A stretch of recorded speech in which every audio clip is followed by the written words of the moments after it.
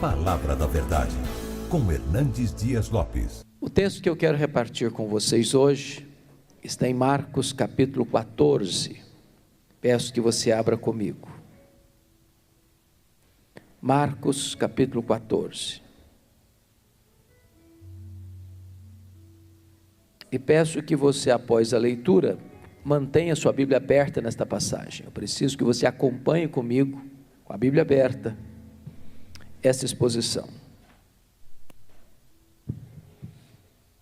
Eu estou vindo essa semana de uma afonia quase sem voz. Estou na base de medicamentos para recuperar um pouco a voz. Vou me empenhar para ser mais controlado, para falar um pouco mais baixo, em virtude da demanda dessa semana, que começa amanhã, nova semana, com muita e intensa agenda. Marcos 14 diz assim: dali a 2 dias era Páscoa e a festa dos pães asmos. E os principais sacerdotes e os escribas procuravam como prenderiam Jesus à traição e o matariam. Pois diziam, não durante a festa, para que não haja tumulto entre o povo.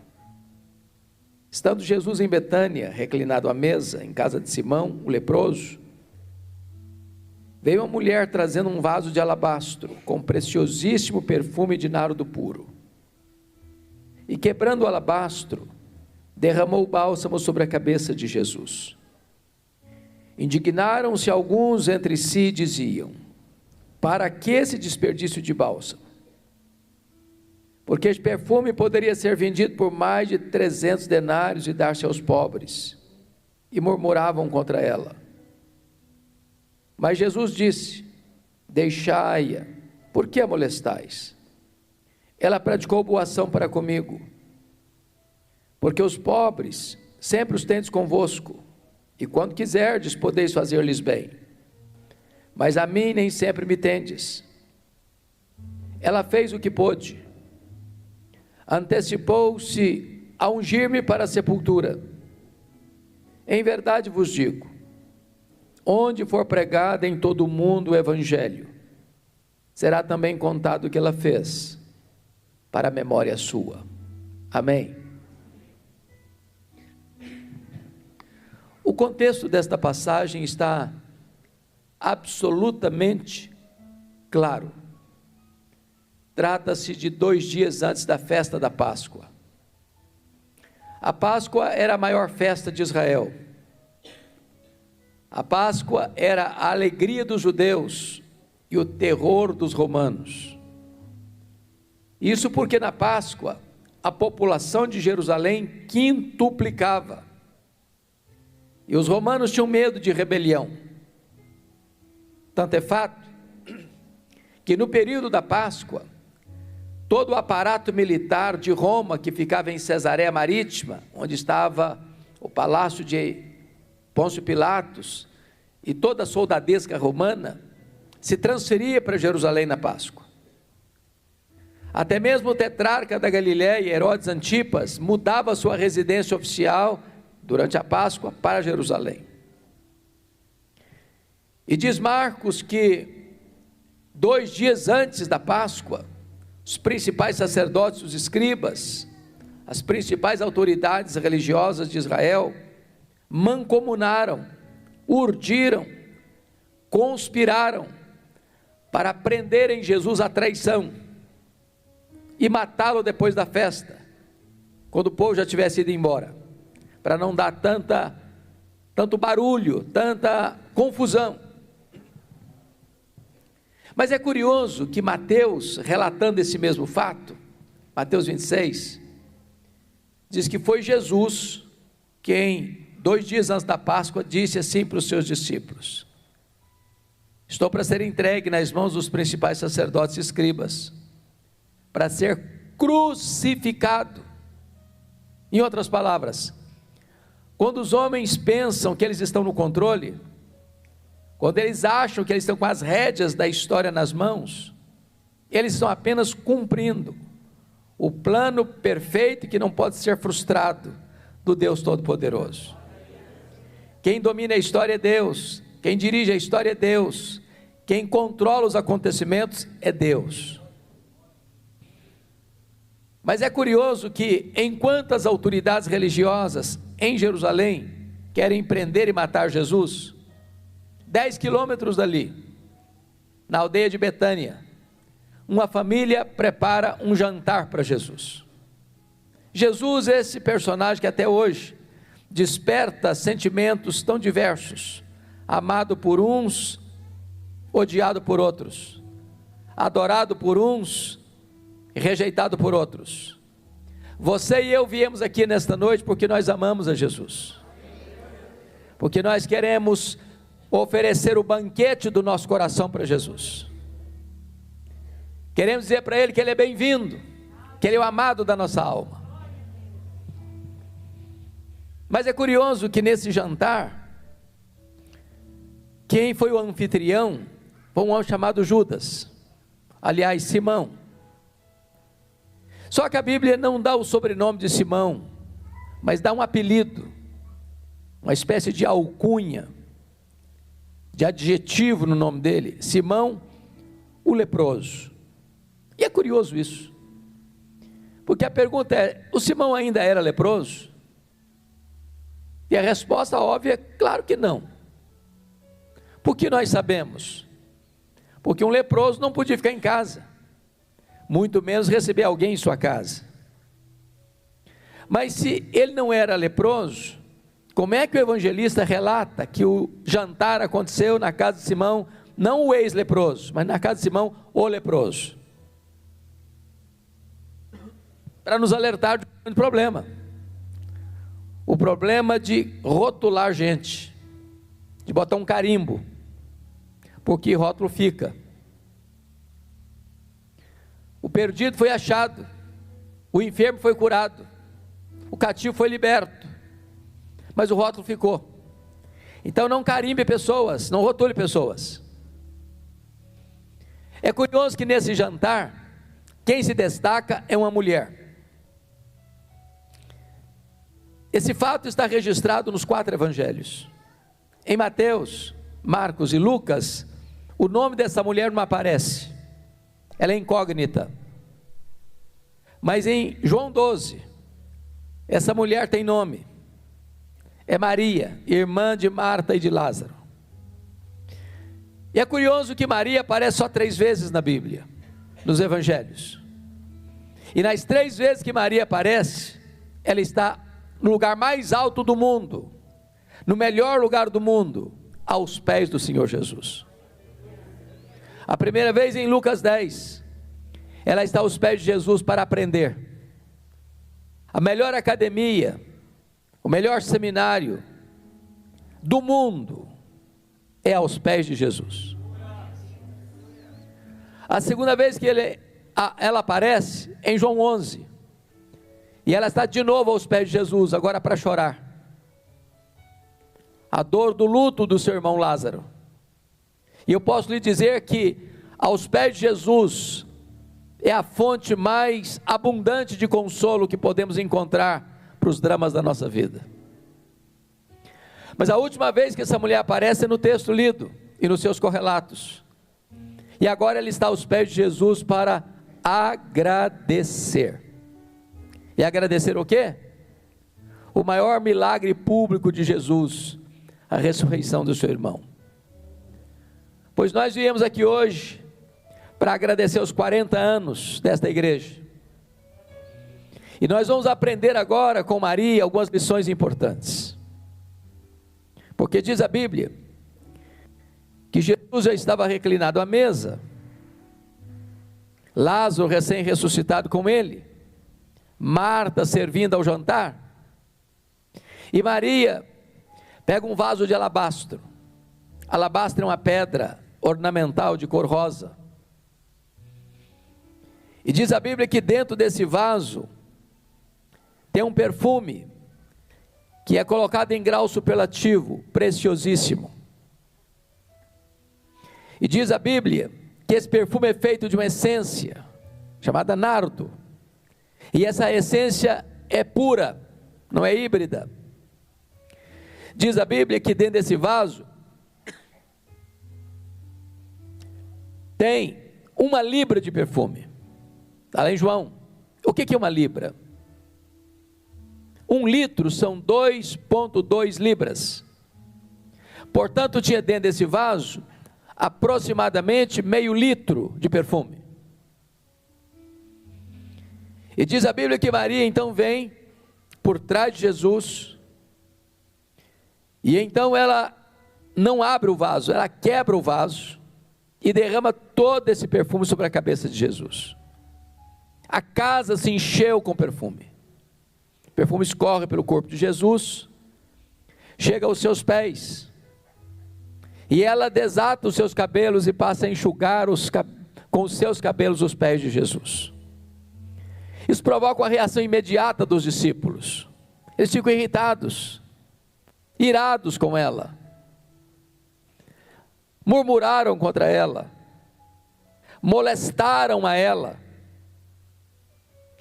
E Judas, liderando os seus condiscípulos, disse: é um desperdício, poderia vender esse perfume por mais de 300 denários e dar-se aos pobres. E Jesus respondeu: por que a molestais? Ela fez boa ação para comigo. Os pobres sempre os tendes convosco, mas a mim nem sempre me tendes. Ela fez o que pôde. Ela antecipou-se a ungir-me para a sepultura. E em verdade vos digo, em todo o mundo onde for pregado o evangelho, será contado o que ela fez, para a memória sua. Aqui nós vamos então aprender alguns princípios com Maria, para demonstrar o nosso gesto de gratidão por esses 40 anos. A primeira lição que Maria me ensina, meus amados, confiram comigo, está no versículo 8, a parte A.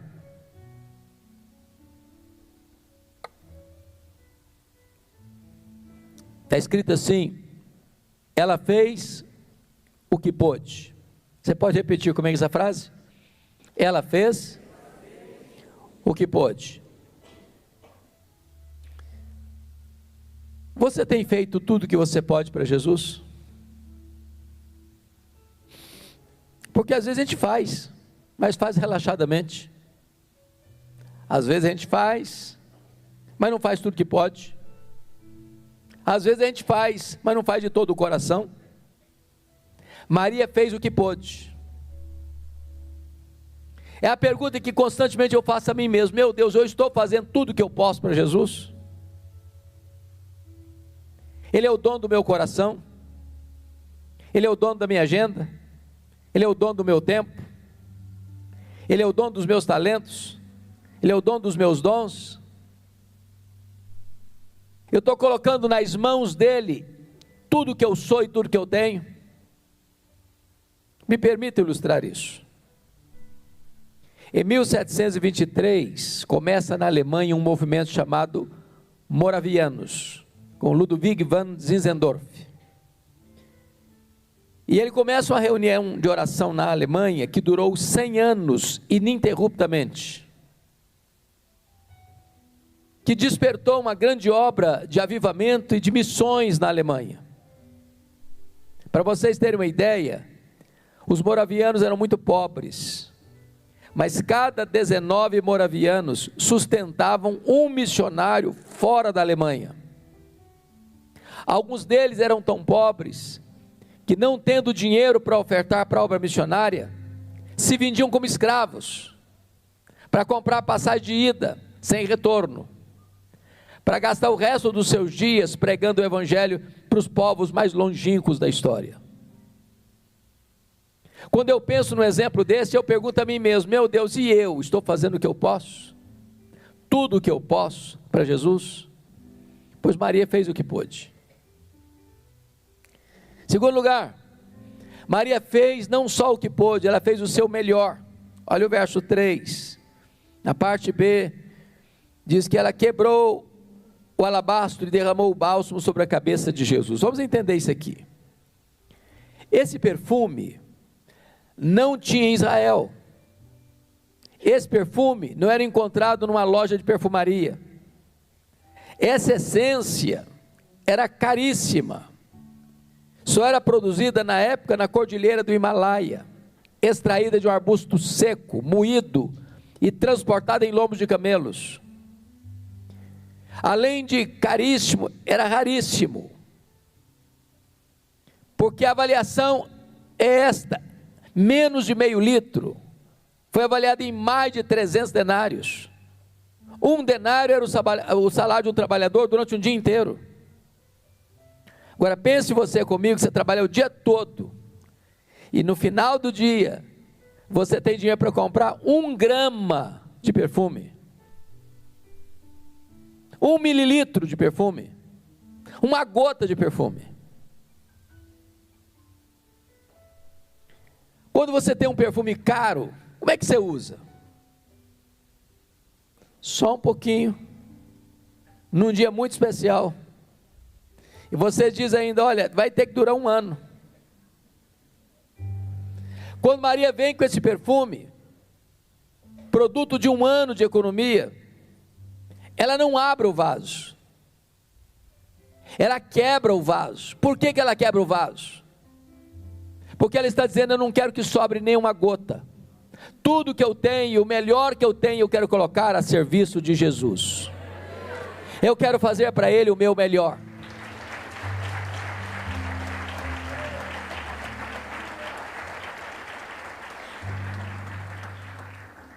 Amados, às vezes, até mesmo aqueles que não conhecem a Deus, ou não servem a Deus como nós, alcançados pela graça, são mais zelosos em servir aos seus deuses ou aos seus ídolos do que nós em servirmos ao Deus da nossa vida. Me permita ilustrar isso. Eu estava pregando em Portugal e fui visitar Coimbra.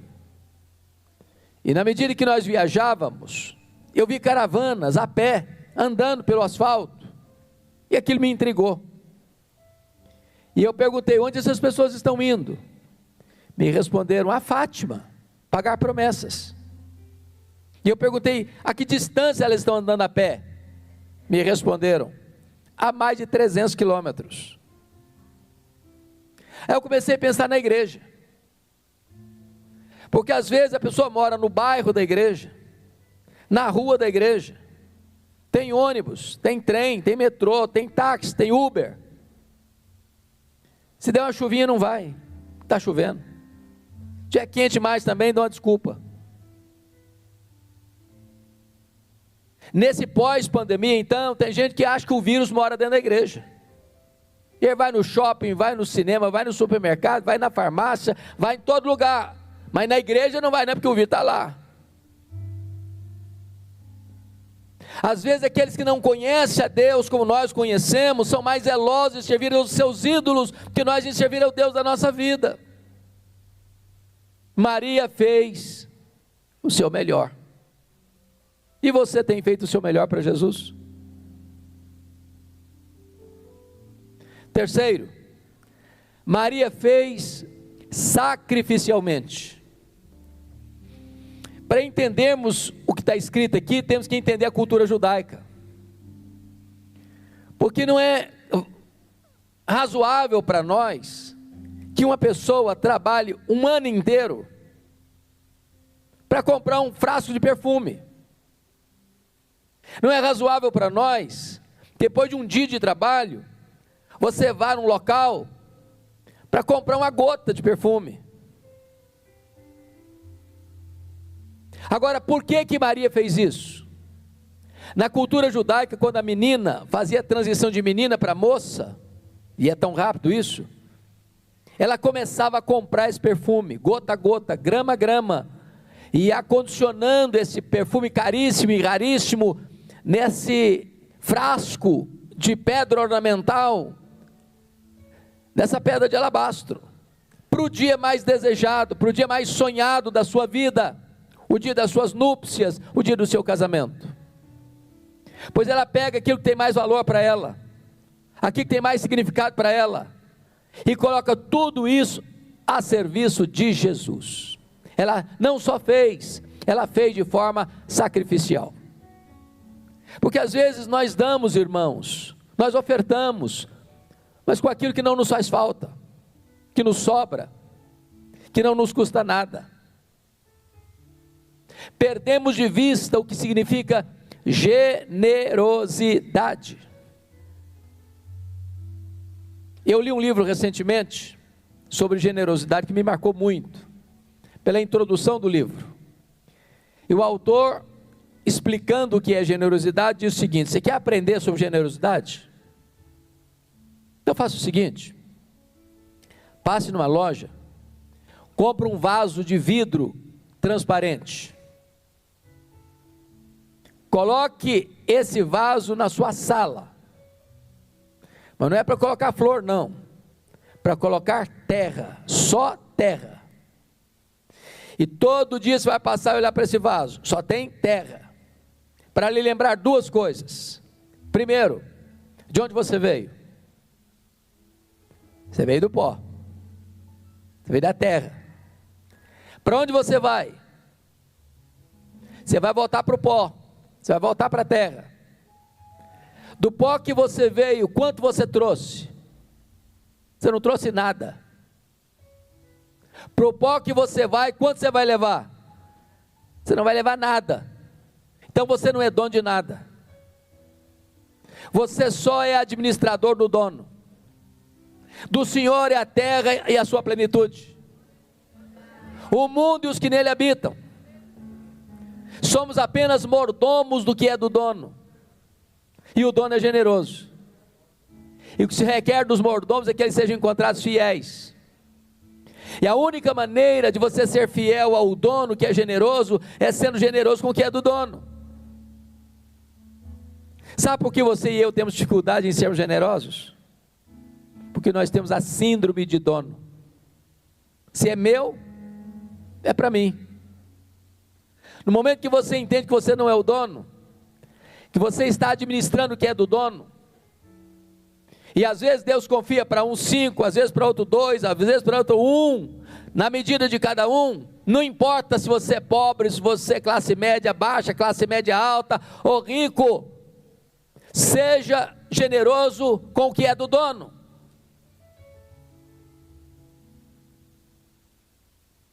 Me permita uma pergunta: o que é que você tem feito para Jesus hoje, que possa receber o selo de sacrificial?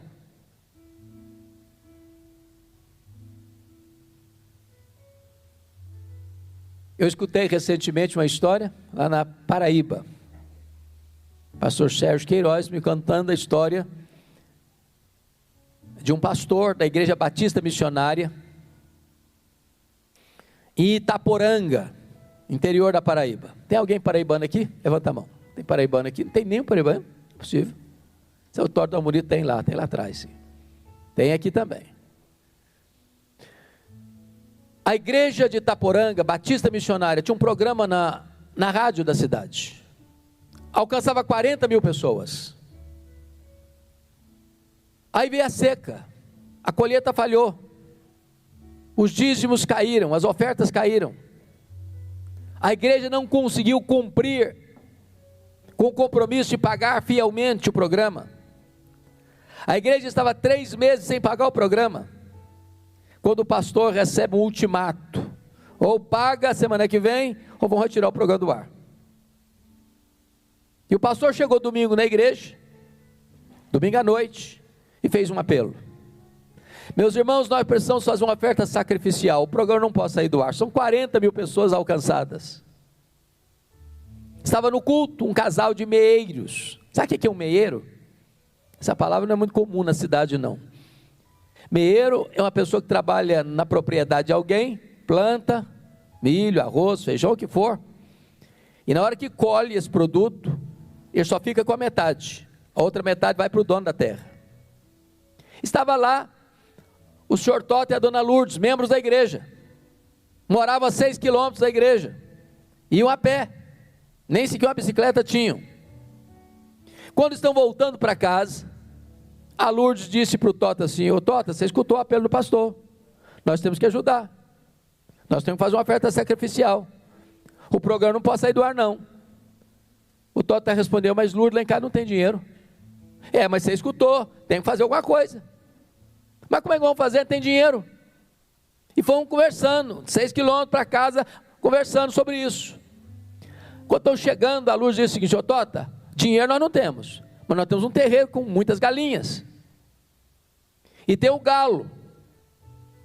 E o galo é o maior, e é o que vale mais dinheiro. Então vamos dar o galo. O Tota disse: bom, se você acha que deve ser assim, tudo bem, pode fazer isso. Segunda-feira de manhã, Dona Lourdes botou o galo debaixo do braço, 6 quilômetros a pé para a cidade. Bateu na casa do pastor, o pastor veio, atendeu, a Lourdes entregou o galo para ele. Pastor, eu vim trazer minha oferta sacrificial, isso é o melhor que nós temos. O pastor deu um sorriso amarelo, agradeceu, fechou a porta e disse: meu Deus, o que é que eu vou fazer com esse galo? Nem sopa dá, porque ele é velho demais. Pensou: vou fazer uma rifa. Não, rifa não combina com crente. Pensou, vou botar na internet. Botou na internet. No domingo de manhã, pastor Jeremias Pereira, lá de Belo Horizonte, da 8ª Igreja Presbiteriana de Belo Horizonte, abriu sua caixa de e-mail. Lá está a história da mulher do galo. Eu fui comovido com aquilo, com o negócio do programa da igreja, que estava para sair do ar. Chegou na igreja, no culto da manhã já, disse: meus irmãos, nós vamos levantar uma oferta especial agora, para ajudar o pastor da Igreja Batista Missionária de Itaporanga, porque o programa não pode sair do ar. Levantaram a oferta. A oferta representou 2 anos de programa, 24 meses. Ligaram para o pastor: pastor, fique tranquilo, porque o programa está garantido 2 anos. O próprio pastor Jeremias vai pregar em Canadá, a igreja de um grande amigo meu, contou a história da mulher do galo. Levantou o irmão e perguntou: se quer saber se a dona Lúcia está precisando de alguma coisa. Falei: ela não, a casinha é muito humilde, tem energia, mas não tem geladeira, para beber uma aguinha fresca no calor. Não tem um fogão industrial para ela poder ter mais agilidade. Pois então, vamos mandar o dinheiro para comprar geladeira, fogão, que vai precisar. Mandaram o dinheiro para ela. Aí está pegando outra igreja, lá em Nova York, contou a história da mulher do galo. Levantou o empresário e quer saber como é que é essa terra. Não vai ser meieira mais não. Vamos comprar a terra, vamos passar a escritura para ela, ela vai ser a dona da terra. Comprar a terra para ela.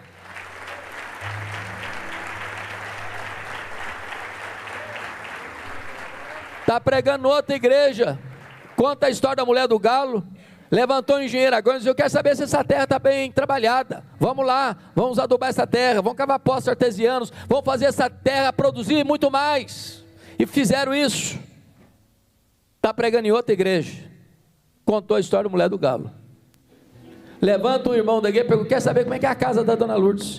Não, ela mora numa casa muito humilde ainda, tem energia, tem geladeira, tem fogão, mas é uma casa muito humilde. E esse empresário disse: então bota tudo abaixo, vamos construir uma casa grande, de alvenaria, bonita, imobiliar completamente a casa e fazer tudo que ela precisa.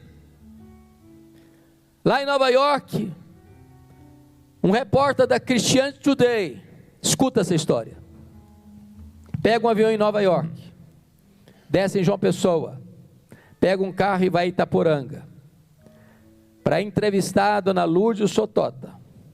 E essa história percorreu o mundo inteiro. E esse testemunho impactou milhões de pessoas. Sabe por quê? Porque uma pessoa, sem esperar nada em troca, fez uma oferta sacrificial.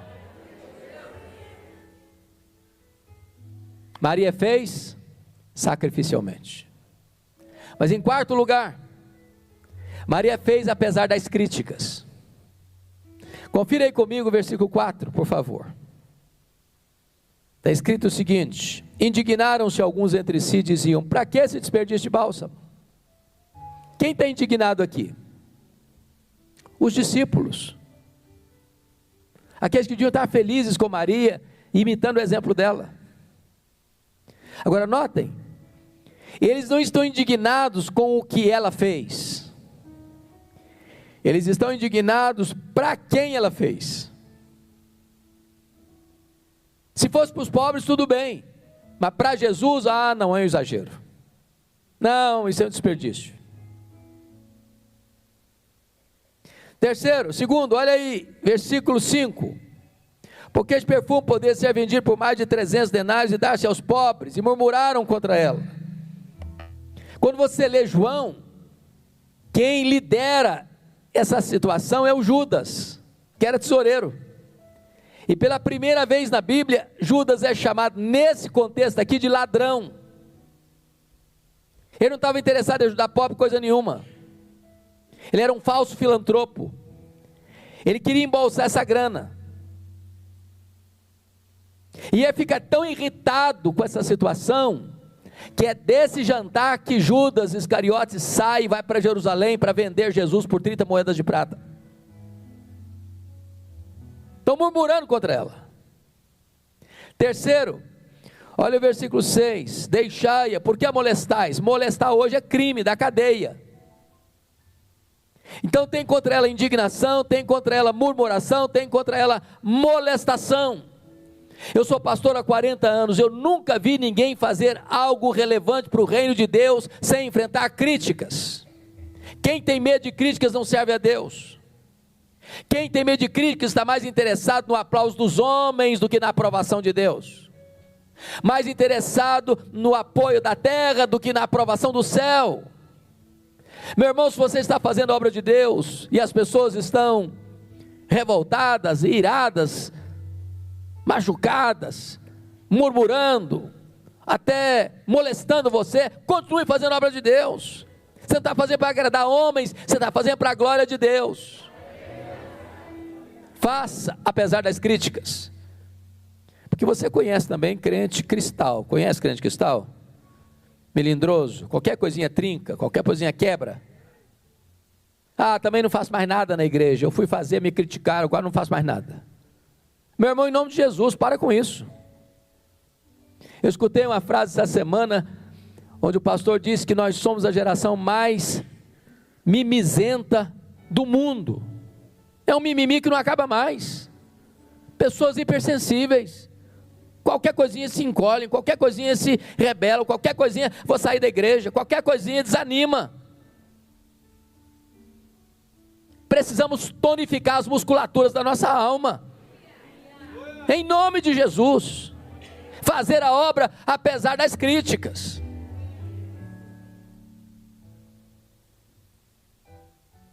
Mas, em quarto lugar, Maria fez, primeiro, ela fez o que pôde. Segundo, ela fez o seu melhor. Terceiro, ela fez sacrificialmente. Quarto, ela fez apesar das críticas. Quinto, ela fez só para agradar a Jesus. Vamos entender isso aqui, irmãos, e é só João que relata assim, que Maria enxugou os pés de Jesus com seus cabelos. O que significa isso na cultura brasileira? Nada, apenas um ato de humildade. Para a cultura judaica, uma mulher não soltava os cabelos em público. Isso era o mesmo que deixar margem para dúvidas da sua reputação. Por que Maria fez isso? É que quando a gente ama Jesus e tem uma gratidão muito grande, transbordando da alma, você quebra alguns protocolos. Você não consegue ficar muito preso, engessado em estruturas rígidas. Sabe por quê? Porque você não está preocupado com o que o fulano vai falar, ou o que o Beltrano vai dizer, ou o que o outro vai pensar. Você só quer agradar a Jesus. Às vezes, amados, nós temos uma preocupação muito grande de agradar as pessoas.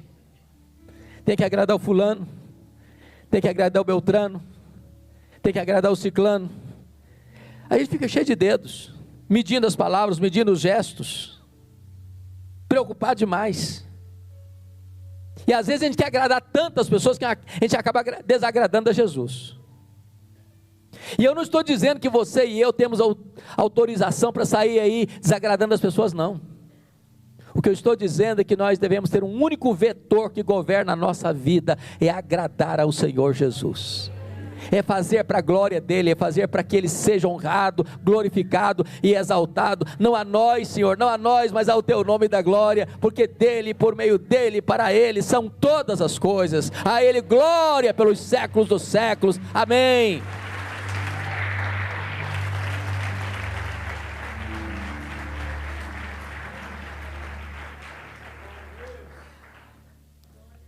Mas em sexto lugar, Maria fez a pessoa certa. Olha comigo o verso 7, 6 e 7, parte B do verso 6, ela praticou boa ação para comigo, porque os pobres sempre os tendes convosco, e quando quiseres podeis fazer-lhes bem, mas a mim nem sempre me tendes. Aqui fica uma pergunta, será que Jesus está dizendo que os pobres não têm prioridade? Será que os pobres podem ser deixados para depois? É isso que Jesus está querendo ensinar aqui? E a resposta é não. Não. Evangelização e socorro aos pobres caminham juntas. Lembra lá em Gálatas 2:10, que os colunas da igreja de Jerusalém disseram para Paulo: Paulo, você pode ir para os gentios, mas não se esqueça dos pobres. Jesus contou uma situação do juízo final, lá em Mateus 25, 31 e 46, e todo o contexto ali da cena do juízo tem a ver com cuidar dos pobres. Tive com fome e não me deste comer, com sede e não me deste beber, estive nu e não me vestiste, e estive preso e não fostes ver-me, estive doente e não me visitaste, estive forasteiro e não me abrigaste. Quando te vimos assim, Jesus? Todas as vezes que deixaste de fazer a um desses pequeninos, a mim o deixaste de fazer. Agora temos que entender uma coisa: ajudar os pobres não leva ninguém para o céu. Ninguém vai para o céu porque ajuda os pobres. Ninguém vai para o céu porque dá cesta básica. Ninguém vai para o céu porque ajuda alguém a construir sua casa. Ninguém vai para o céu porque vai na farmácia e compra o remédio que a pessoa está precisando. Ajudar os pobres não é a causa da salvação, ajudar os pobres é resultado da salvação pela graça. Você não ajuda os pobres para ser salvo, você ajuda os pobres porque você foi salvo pela graça. Quem move você para ajudar os pobres é Jesus. É o amor de Jesus que nos constrange. É o amor de Jesus que nos leva a ter o coração aberto, a mão aberta, o bolso aberto, a casa aberta. Até porque se você for ajudar os pobres, tentando com isso comprar a sua salvação, você está anulando a graça. Você está dizendo que o sacrifício de Cristo na cruz não valeu. Você está rejeitando a oferta que Deus lhe deu. Então, meu amado irmão, vamos entender essa verdade tão preciosa. Faça a pessoa certa. Coloque o melhor que você tem nas mãos de Jesus. E na medida em que você semear, Deus vai multiplicar a sua sementeira. Quanto mais você semeia, mais você colhe. A alma generosa prosperará. Mas aquele que retém mais do que é devido, é pura perda. A Bíblia diz que quem ama o pobre empresta a Deus, e Deus não fica em dívida com ninguém. E eu gostaria aqui de desafiar você, meu amado. Não importa se você mora numa casa pequena ou numa casa grande, não importa se você anda de Uber, ou se você anda de táxi, ou se você anda de bicicleta, ou se você anda de moto, ou se você anda a pé, ou se você tem carro, não importa o salário que você tem, você precisa começar a praticar generosidade. Ninguém é tão pobre que não possa dar, e ninguém é tão rico que não possa receber.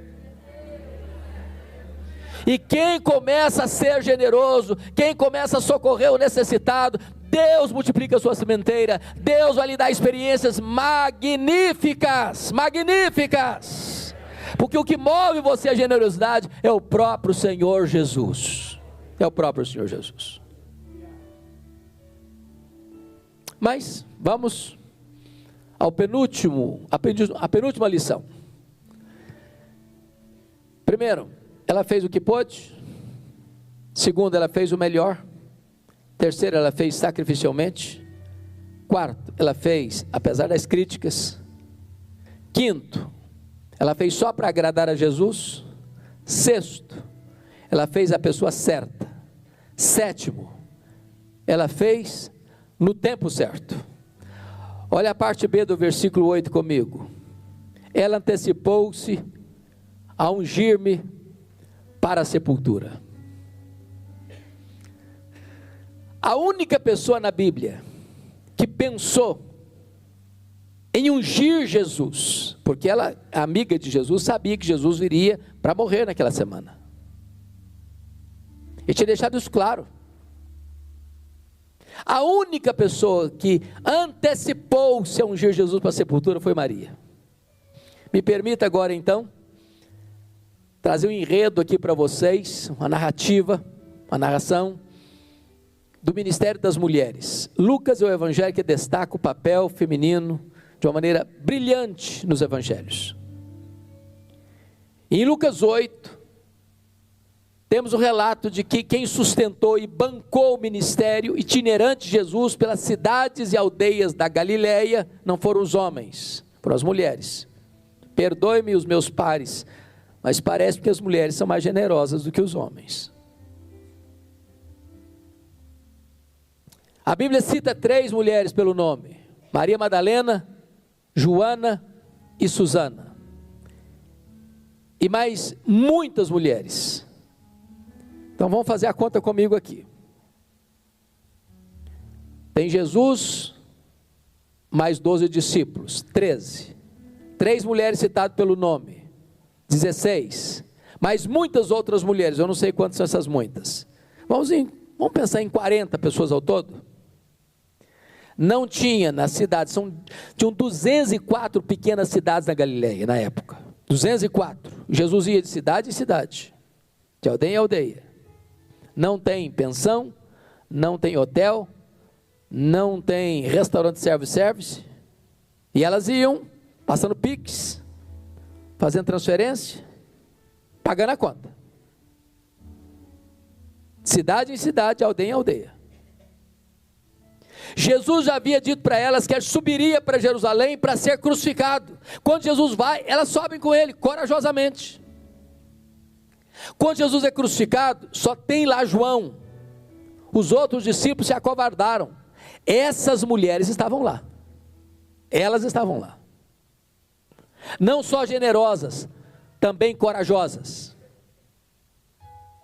Lá em Lucas 23, 54 e 55, diz que quando Jesus foi sepultado, não consta nem que João estivesse presente no sepultamento de Jesus, mas consta que essas mulheres da Galileia viram onde e como, repete comigo, onde e como Jesus foi sepultado. Agora, me permita clarear um pouco mais isso, para entendermos o contexto. Que horas Jesus morreu na sexta-feira? Ele morreu na hora 9, o que significa para nós 3 horas da tarde. Que horas Jesus foi sepultado? Antes de terminar o sábado, claro, porque começava o sábado, não podia fazer nada. Então o sábado começava sexta-feira, 6 horas da tarde. Então entre a morte e o sepultamento tinham apenas 3 horas, no máximo. Agora vamos entender mais coisas. Quando alguém morria, ninguém tinha autoridade de tirar o corpo da cruz, só com a autorização do governador. Mas também não adianta qualquer pessoa ir lá falar com o governador, que ele não vai nem receber, tem que ter alguém com trânsito. Morreu. Quem vai lá falar com o governador? José de Arimateia, membro do Sinédrio, senador na época.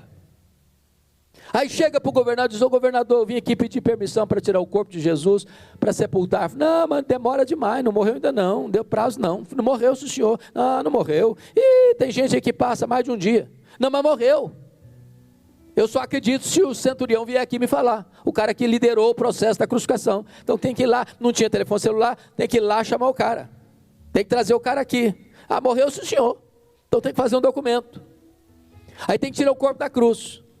Aí tem que ir no mercado comprar perfume, aí tem que ir no mercado, numa outra loja, comprar tecido, e aí tem que tirar o corpo, tem que lavar o corpo, tem que purificar o corpo, tem que enrolar o corpo no lençol, tem que passar perfume, tem que sair daqui, tem que levar lá para o local da crucificação, tem que enrolar a pedra que é pesada para abrir o túmulo, tem que botar o corpo lá dentro do túmulo, tem que tirar agora e fechar a pedra pesada. Tudo isso em quanto tempo? Máximo 3 horas. E as mulheres estão lá vendo onde e como. Mulher não gosta de nada mal feito. Eu acho que elas estão olhando assim, e está mal feito esse serviço. A hora que acabar o sábado, nós vamos voltar aqui e fazer direito. O sábado acabou, sábado 6 da tarde. Elas correm no mercado, compram perfumes. E estão indo na madrugada de domingo, pensando, meu Deus, quem vai rolar pedra para nós? É pesada. Quando elas olham, a pedra está rolada.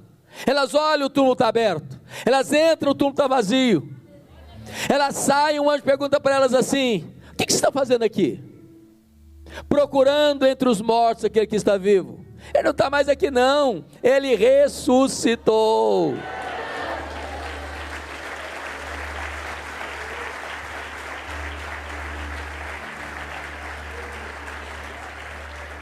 Mas sabe o que o anjo está falando para essas mulheres?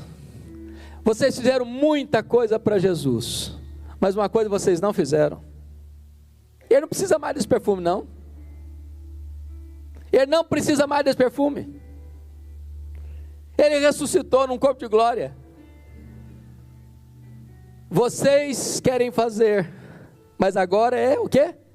Tarde demais. Então qual é o princípio que a gente aprende aqui? Faça no tempo certo. A única pessoa que fez no tempo certo foi Maria. Ela antecipou-se a ungir-me para a sepultura. Há coisas que não podem esperar, irmãos. Se você deixar para amanhã, amanhã não precisa mais. Vocês se lembram quando Paulo disse para Timóteo: ô Timóteo, venha ter comigo depressa, venha antes do inverno. Por que ele disse isso? Porque nos 3 meses de inverno não se navegava com segurança. O que Paulo está dizendo para Timóteo é o seguinte: Timóteo, você esperar os 3 meses de inverno passar para você vir, não precisa vir não, filho, eu já terei sido executado. Então se você quer vir ter comigo, você tem que vir agora, não dá para esperar.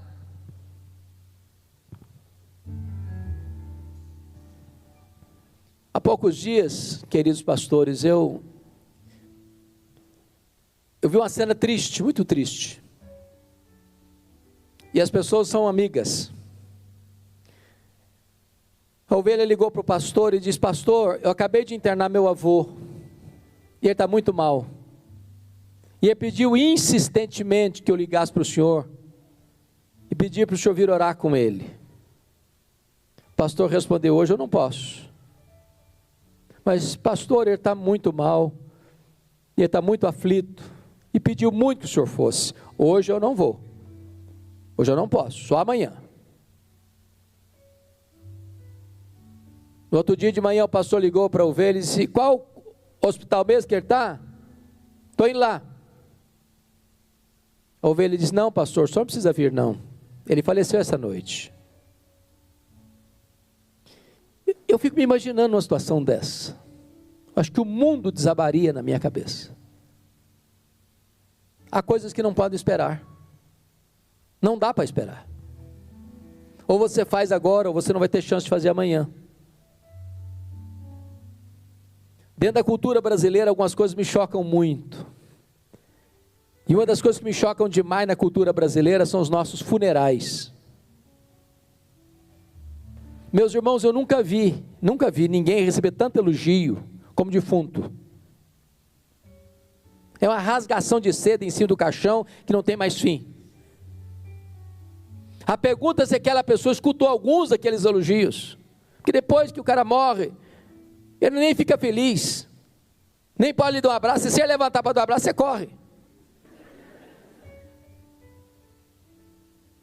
Mas tem gente, não pastor, esse negócio de elogiar é um perigo. A pessoa acaba idosa. Não, a Bíblia proíbe, o que a Bíblia proíbe é a hipocrisia. Falar uma coisa e sentir outra.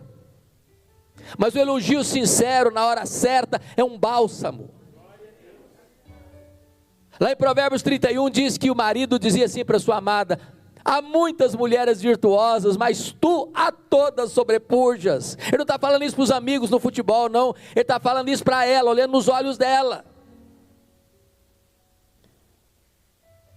Algumas pessoas acham que vão melhorar as outras, sobretudo em casa, né? Marido e mulher, acham que vai melhorar o marido criticando o marido. Não, não melhora não. Tem um ditado popular chinês que diz o seguinte: você pega mais moscas com a gota de mel que com barril de fel. Um elogio sincero vale mais que 1000 críticas. Seu papel não é ficar investigando a vida do seu cônjuge, igual um detetive, ou cavucando o passado, igual um arqueologista. O seu papel é descobrir os pontos positivos do seu cônjuge e enaltecê-los. Mas outra coisa que me choca é que defunto recebe mais flores do que vivos. Dá para entender isso? Dá para entender?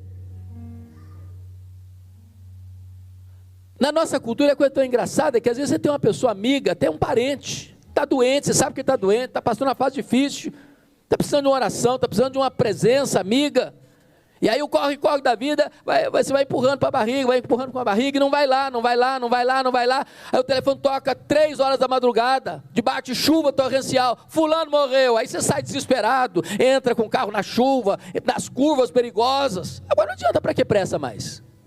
Para que pressa mais? Eu fui num funeral uma vez, eu contei 86 coroas de flores, 86 coroas. Contrataram um caminhão grandão para levar as flores, um carrinho pequenininho para levar o defunto. E eu fiquei do lado olhando, falei: meu Deus, coitado do defunto, não consegue cheirar um botão de rosa, mas para que tanta flor para ele? Sabe por que os mortos recebem mais flores do que os vivos? É porque a voz do remorso é maior que a voz da gratidão. Me permita brincar um pouco com vocês. Eu soube por aí que os homens da igreja quadrangular são muito gentis, muito cavalheiros, muito amorosos, que eles não deixam passar em brancas nuvens nunca o aniversário da esposa, aniversário de casamento. Sempre leva um buquê para a esposa, sempre surpreende. Me contaram isso por aí.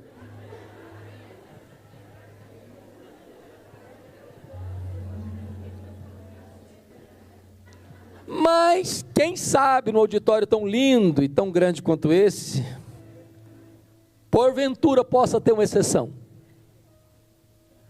E tem a Maria também, pão duro, que nunca leva um buquê de flor para a esposa, nem no aniversário dela, nem sabe o dia do casamento mais. Então deixa eu dizer uma coisinha para você, querida irmã. Se você for na frente, por ir na frente eu estou querendo dizer morrer primeiro. Você que nunca ganhou um buquê de flores vai receber uma coroa grande, grande. E ele nem vai pedir desconto na floricultura.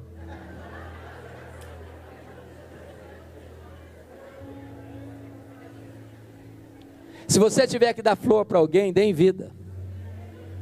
Se você tiver que honrar alguém, honre em vida. Se você tem que elogiar alguém, elogie em vida. Faça, mas faça no tempo certo. A Bíblia fala de Davi, que viveu 11 anos brigado com Absalão, seu filho. 11 anos. Depois de 7 anos de separação, um dia o Absalão mandou um recado para o pai dele: papai, se o senhor tem alguma coisa contra mim, eu prefiro que o senhor me mate, mas fale comigo, converse comigo. O rei Davi recebe o filho no palácio, dá um beijo no rosto dele e não fala uma palavra para ele, depois de 7 anos de mágoas e de silêncio. O menino sai dali agora para conspirar contra o pai, para furtar o coração do povo, para formar um exército rebelde. E agora ele não quer mais o perdão do pai, não quer mais conversar com o pai, quer matar o pai, ele quer tomar o trono do pai. E nessa luta ele morre. E o Davi, que passou 11 anos em silêncio, agora diz: meu filho Absalão, Absalão meu filho, quem me dera ter dado a minha vida por ti. Davi, agora é tarde, agora o menino está morto, agora não adianta mais. O tempo de você pegar os seus filhos adolescentes no colo é hoje. O tempo de você abraçar seus filhos é hoje. O tempo de você dizer para os seus filhos: eu te amo, meu filho, é hoje. O tempo de você falar para a sua mulher: eu te amo, é hoje. Falar para o seu marido: eu te amo, é hoje. O tempo de você ajudar alguém é hoje. O tempo de você dar uma oferta para alguém é hoje. Amanhã pode ser tarde. Faça no tempo certo. Mas em último lugar, confira comigo o verso 9, por favor. Está escrito assim: em verdade vos digo, onde for pregado em todo o mundo o evangelho, será também contado o que ela fez para a memória sua. E o princípio é este: faça com reflexos para a eternidade. Essa profecia de Jesus, há quase 2000 anos, ou 2000 anos, numa pequena casa, na aldeia pequena de Betânia, cruza os séculos, e hoje, 11 de junho de 2022, a profecia de Jesus se cumpre mais uma vez, no templo da igreja quadrangular de Francisco Morato. A história de Maria está sendo contada. Você e eu estamos sendo desafiados por essa mulher. E a pergunta que fica no ar é esta: que legado nós vamos deixar? Será que a nossa vida vai impactar alguém? A W. Tozer, eminente escritor do século passado, diz que o problema da igreja evangélica, lá do século 20, é que ela passa a maior parte do tempo olhando para o seu próprio umbigo e tomando o seu próprio pulso. Qual vai ser o nosso legado, irmãos? Vivemos uma geração egoísta, materialista, narcisista, consumista. Que impacto nós vamos deixar nas futuras gerações? Se Jesus não voltar antes, depois de 50 anos que nós tivermos partido, será que a nossa vida vai ser lembrada? Será que a nossa vida vai continuar influenciando? Eu quero concluir evocando aqui 2 exemplos. Um tirado da Bíblia, outro tirado da história da igreja. O tirado da Bíblia é sobre a vida do rei Ezequias. Ezequias começou a reinar com 25 anos, reinou 29 anos, morreu com 54 anos. Ezequias foi um dos homens mais piedosos. A Bíblia chega a dizer que antes dele ninguém foi igual, depois dele também ninguém foi parecido com ele. Aos 39 anos de idade, Ezequias estava no auge do seu governo. Muito rico, muito poderoso, um grande exército, muitas riquezas. E ele enfrenta 2 problemas, um externo e um interno. O externo é que o mais poderoso império do mundo da época, o Império Assírio, que acabara de dominar as 10 tribos do norte, o reino de Israel, e sucumbido aquele império, estava cercando Jerusalém, sitiando Jerusalém para tomar Jerusalém. Ezequias não tinha a mínima chance de resistir militarmente àquele poderoso império. Se não bastasse o problema externo, ele passa a ter um problema interno. Ele tem uma úlcera, a medicina não consegue tratá-lo, e Deus manda o profeta Isaías na casa dele com uma ordem expressa: põe em ordem a tua casa, porque morrerás e não viverás. E diz a Bíblia que o rei só tem uma parede, e para a parede ele se volta, e ora fervorosamente, e chora copiosamente, e Deus responde a oração dele rapidamente. Deus manda de volta o profeta na casa dele, dizendo o seguinte: Deus ouviu a tua oração, Deus viu as tuas lágrimas, Deus te curará, Deus libertará Jerusalém do poder da Síria, e no 3º dia tu subirás à casa de Deus. O milagre foi tão grande que reverberou para além das fronteiras de Israel, chegando lá no império que está começando agora, ainda no nascedouro, o Império Babilônico. E o rei da Babilônia manda a Jerusalém uma comitiva diplomática, com cartas e com presentes para Ezequias. Quando Ezequias recebeu aquela comitiva diplomática, ele abre os seus tesouros e mostra quão grande ele era, quão rico ele era, quão poderoso ele era, e não deu uma palavra sequer de exaltação a Deus. Aquilo foi mal aos olhos do Senhor.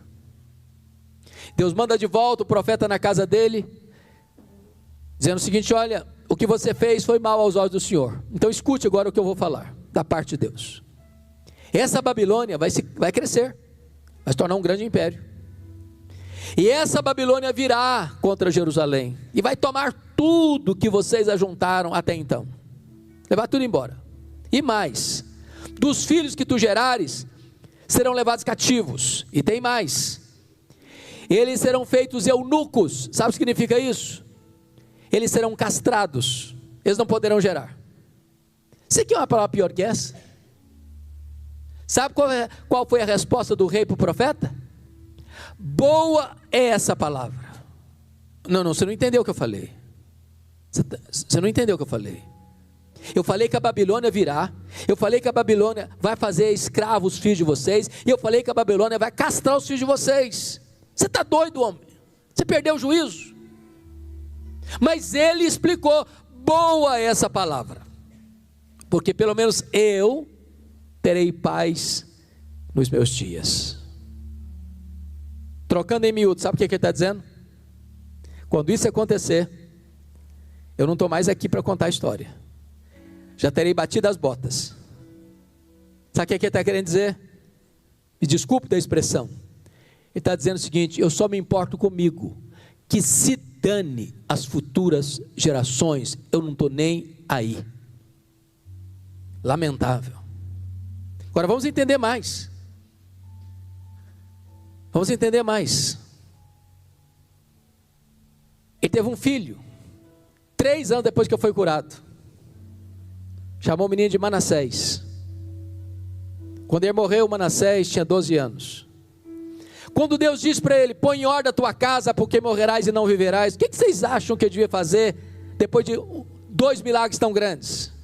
Pôr em ordem a casa dele. Aquele menino era o herdeiro dele, aquele menino era o sucessor dele. Ele teria feito o seguinte: olha, eu vou discipular esse menino, eu vou caminhar com esse menino, eu vou ensinar esse menino, eu vou orar com esse menino, eu vou investir minha vida nesse menino, ele vai ser o meu sucessor, e eu quero que este povo continue servindo o Deus vivo e verdadeiro. A Bíblia diz que quando Manassés começou a reinar com 12 anos, reinou 55 anos, e foi o pior monstro do reino de Judá.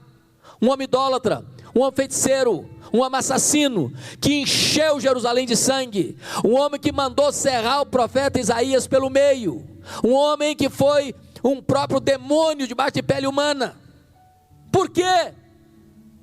Porque aquele pai não investiu no seu filho, porque ele não se preocupou com as futuras gerações. Meus irmãos, isso é gravíssimo. Todos nós, igreja evangélica no Brasil, precisamos estar alertas sobre isso. Olha para a Europa, o berço do protestantismo. Hoje a Europa é um continente pós-cristão. Eu estive exatamente visitando os países da Europa no ano que se comemoramos os 500 anos da Reforma. Passando por Holanda, vocês sabem que a Holanda até 1960, os templos estavam cheios. Hoje os templos estão lá, mas vazios. Vazios. Não tem crente mais frequentando as igrejas, os templos.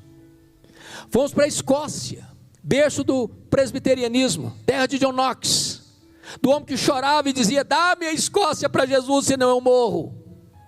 Fui visitar um dos templos mais belos de Edimburgo, perto do castelo, torre belíssima. Quando eu entrei, não tinha púlpito, não tinha banco, a igreja era um bar.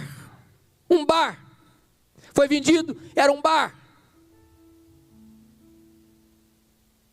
Fomos para a Inglaterra, Menos de 4% da Inglaterra, dos crentes, frequentam a igreja hoje. Menos de 4%. As igrejas estão sendo vendidas, transformadas em mesquitas muçulmanas, em boates, em bares, em museus. Aos 4 anos eu estava pregando nos Estados Unidos, e depois da conferência, um pastor assembleiano me convidou para pregar, e eu estava indo para a igreja dele pregar, meia hora de carro, ele me mostrou 11 templos vazios, estavam sendo vendidos, que não tinha mais gente para frequentar. Qual o problema, irmãos? É que a geração falhou em passar o bastão do evangelho para os filhos, para os netos, para os bisnetos. Basta 3 gerações para uma igreja entrar em colapso, meus irmãos. A geração que nasceu saiu do Egito, morreu no deserto. A segunda geração que nasceu no deserto entrou na terra prometida. A terceira geração que nasceu na terra prometida não conhecia Deus mais. Não tem nada mais importante do que a igreja investir nas novas gerações, investir nas crianças, investir nos juniores, investir nos adolescentes, investir nos jovens. Se nós falharmos nisso, nós perderemos essa batalha, meus irmãos. O mundo está hoje lutando para capturar a cabeça dos nossos filhos. O mundo está doido para jogar na cabeça dos nossos filhos as loucuras desse século, e nós precisamos inculcar na mente, no coração dos nossos filhos a palavra de Deus. Em nome de Jesus, pai, mãe aqui presente, não abra mão de seus filhos, ore pelos seus filhos, jejue pelos seus filhos. Você não gerou filho para a morte, você não gerou filho para o cativeiro, você não gerou filho para servir o mundo, você não gerou filho para povoar o inferno. Os seus filhos são herança de Deus. Lute por eles, chore por eles, jejue por eles, não abra mão deles. Mas eu vou terminar com o testemunho da história da igreja. Exemplo positivo. Missionário David Livingstone, missionário inglês, que foi trabalhar na África. Viveu a vida toda na África. Pregou, ajudou, socorreu. Foi atacado por um leão, ficou com o braço direito mirrado, continuou na África. Adoeceu na África, morreu na África. Quando ele morreu, os ingleses foram lá na África para trazer o corpo dele para a Inglaterra. Os africanos disseram para os ingleses: vocês podem até levar o corpo dele, mas o coração dele vocês não vão levar. Ele amou a África, ele morreu na África. Sabe o que fizeram? Abriram o peito dele, arrancaram o coração dele e sepultaram o coração dele na África. Quando você vai a Malawi, lá tem uma catedral de chão batido, tem uma placa de bronze com os seguintes dizeres: para a glória de Deus e em memória de David Livingstone. Levaram o corpo dele para Londres, sepultaram-no na abadia de Westminster, onde estão sepultados os reis e os nobres da Inglaterra. O túmulo mais visitado na abadia de Westminster não é dos reis nem dos nobres, mas de David Livingstone. E lá tem uma placa de bronze: para a glória